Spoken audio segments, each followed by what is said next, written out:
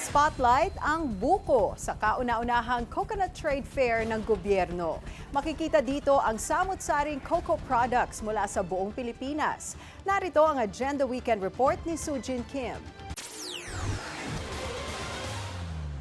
Sana ay tulungan natin ang ating industriya. Ito ang panawagan ng Administrator ng Philippine Coconut Authority na si Dexter Buted, kasabay ng pagbubukas ng Coconut Philippines 2025 Trade Fair, kung saan higit 200 MSME mula sa 17 rehiyon ang nagtatampok ng kanilang mga coconut products hanggang September 2. Iba't ibang klase ng mga coconut products mula virgin coconut oil, coco jam at coco soap hanggang sa sapatos at accessories, pati na rin ang mga makabagong inobasyon tulad ng health-based food at nutraceuticals ang mabibili dito. The coconut is known worldwide now to have a lot of health benefits. So let's take advantage of this. The Department of Trade and Industry is here to definitely help all the businesses that want to sell their product both locally and globally.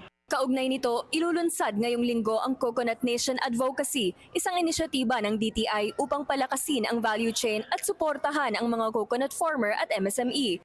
Highlight din ng mga opisyal na hindi lamang tradisyonal na produkto ang ginagamit ngayon, mismong sa aviation na ginagamit na ang nyog bilang biofuel. The growth of the MSME is really the growth of our GDP. Pinunto ng PCA na bagamat malakas ang demand ng Pinoy coconut products sa export markets, mababa ang pagtangkilik dito mismo sa bansa. Hindi katulad sa Thailand, sa Indonesia, ang taas ng kanilang domestic returns. Sa atin, medyo mababa. Sapagkat sana matutunan ng bawat Pilipino yung kasabikan natin. 1 bilyong piso ang tinakda ng pamahalaan para makapagtanim ng 100 milyong bagong coconut trees by 2028. Ang 19% tariffs na ipinataw ni US President Donald Trump ay nananatiling banta, kaya tiniyak ni Secretary Roque na tutulong ang DTI para sa mga tatamaan. To the businessmen out there who are affected, huwag kayong mabahala. The Department of Trade is here for you, to help you and to assist you. Kabilang sa assistance na binabahagi ng DTI ay ang pagpapalawak ng market access ng mga negosyante.